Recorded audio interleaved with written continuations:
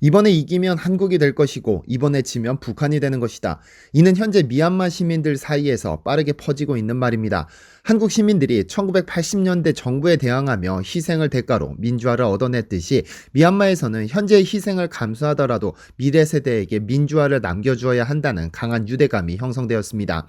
이런 상황에서 미얀마 시민들은 한국이 보여주는 특별한 관심에 감사하다며 한국인들을 보호해주기 바쁘지만 중국 공장을 불태우고 중국 국기와 시진핑의 사진을 태우면서 강한 분노를 표출하고 있는데요.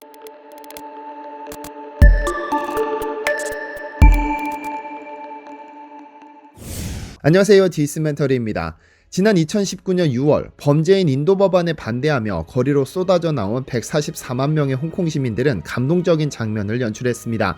장례식에서나 입는 검은색 상복을 입고 거리로 집결한 홍콩 시민들은 이들 사이로 구급차가 등장하자 일제히 양쪽으로 갈라지는 소위 모세의 기적을 연출했습니다.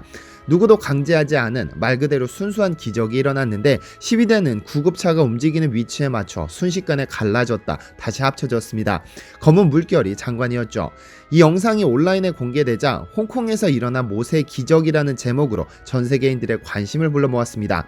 그런데 홍콩 이후로 가장 큰 관심을 끄는 국가는 미얀마입니다. 군부에 저항한 시민들의 강력한 대응에 미얀마는 혼란의 소용돌이에 빠져 좀처럼 해결될 기미가 보이지 않습니다. 그런데 이렇게 한 치 앞도 내다볼 수 없는 상황에서 미얀마인들은 유독 한국인에게만 깊은 호의를 보이고 있는데요.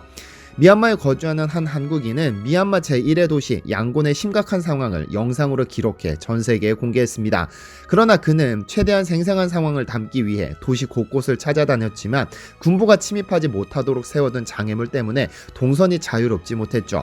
장애물이 등장하면 다시 차를 돌려야 했는데요. 그러던 중 촬영팀의 문을 두드린 미얀마인들은 위협적인 무기를 들이대면서 어느 나라에서 왔느냐고 물었죠. 한국인이다 라는 대답을 들은 그들은 한국인은 상관없다며 오히려 호의를 보이기 시작합니다. 최대한 꼼꼼하게 우리의 실상을 전 세계에 알려달라면서 오히려 그들에게 길까지 안내하는 모습을 보였습니다. 그들 중 일부는 또 이런 일이 있으면 한국 사람임을 강하게 어필하면 안전할 것이라는 말도 전했다고 하죠.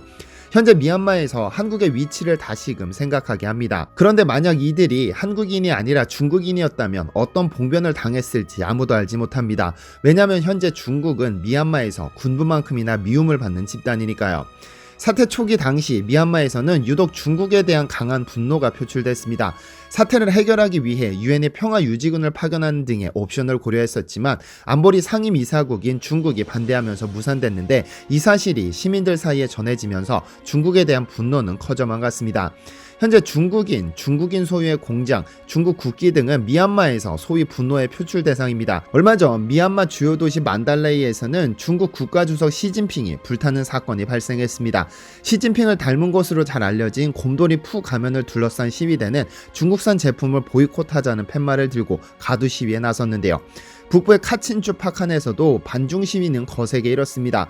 시위대는 중국은 필요 없다는 문구가 인쇄된 종이를 화형시키는 등 화를 주체하지 못하는 모습이었는데요. 미얀마 최대 도시 양곤에서도 더 심각했습니다. SNS를 통해 중국의 오성홍기가 불타는 모습이 올라왔는데 이 영상을 올린 트위터 사용자는 중국이 미얀마의 평화를 방해하는 공작을 펼친다고 적었습니다.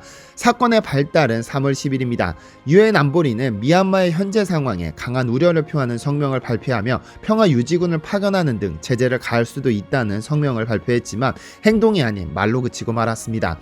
안보리 회원국 간의 논의 과정에서 제재에 찬성하는 서방 국가들과 제재에 반대하는 중국이 충돌했기 때문이죠.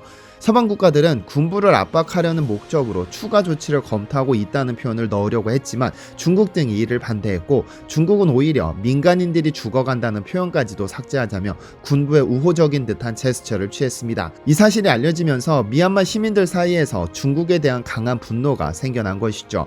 한 네티즌은 미얀마 사람들은 중국산 제품을 거부한다면서 중국 제품을 사용하지 않고 중국산 식품, 과일, 약도 먹지 않으며 중국에서 만든 앱, 게임까지 삭제했다고 말했습니다.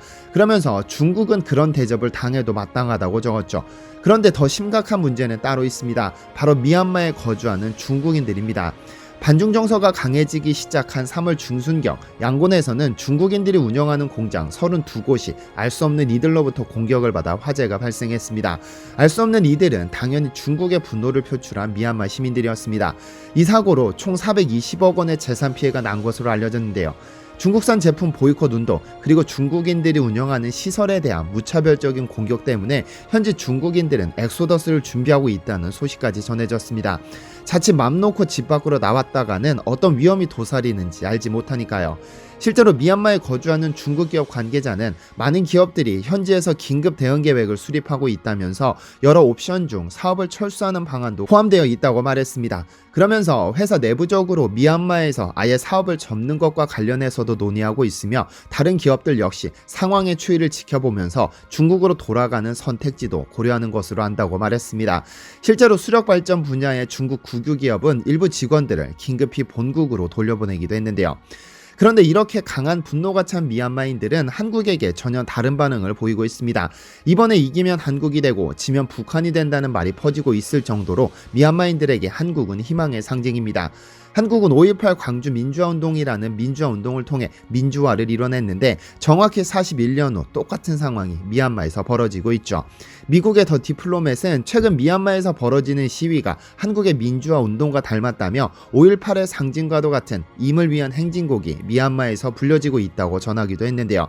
그런 이유일까요? 한국에서는 유독 미얀마에 도움의 손길이 이어지고 있습니다. 전남 도의회, 광주시의회 및 세종시의회 등은 당장 반민주적인 행위를 규탄하고 민주주의를 원상복구할 것을 강력히 요청했고 2월 말에는 5.18이 일어났던 광주에서 미얀마 민주주의 항쟁지지 광주 선언문이 발표되기도 했습니다. 정부 차원에서는 군부에게 흘러들어갈지도 모르는 상황에서 군용물자 긴급 수출 금지 조치를 취했죠. 뿐만 아니라 한국인들은 SNS를 통해 미얀마에 응원을 보냈습니다. 한국에서 공부하는 한 미얀마 여성은 민주화에 성공한 한국의 역사는 미얀마인들에게 희망이라면서 우리는 1988년대의 실패로 30년 가까이 발전하지 못했지만 한국은 성공해 현재의 한국이 됐다. 촛불 집회처럼 한국인들이 굳은 의지로 이끌어온 민주화의 역사가 우리에겐 큰 힘이 된다. 우리도 꼭 한국처럼 되고 말겠다고 다짐한다고 말했습니다. 또 다른 유학생은 미얀마 시민들 페이스북에는 대한민국의 민주화 역사를 모델 삼아 잘 싸워보자는 글이 상당히 많이 올라온다. 미얀마도 현재 2021년은 이렇지만 2040년이 되면 한국처럼 잘 살지 않을까라며 희망을 보였습니다. 어쨌든 한국에 대한 긍정적인 이미지 덕분에 현재 미얀마에 거주하는 한국인들에게 태극기는 수호신으로 떠올랐는데요.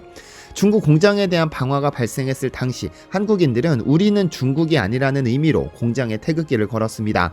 정문 또는 벽면 등의 코리아 팩토리라고 내거는 자체로 무차별적인 방화에서 안전을 담보하는 수호신이 바로 태극기였습니다. 어쨌든 미얀마가 현재 겪고 있는 심각한 상황에서 미얀마인들은 한국에게 특별한 부탁을 해왔습니다.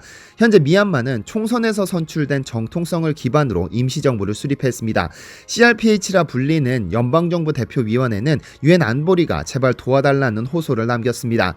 KBS와의 단독 인터뷰에서 사사 특사는 성명이 아닌 행동을 보여달라고 요청하면서 만약 국가가 국민을 보호하지 못하면 유엔 안보리가 그런 역할을 맡아야 한다고 강조했습니다.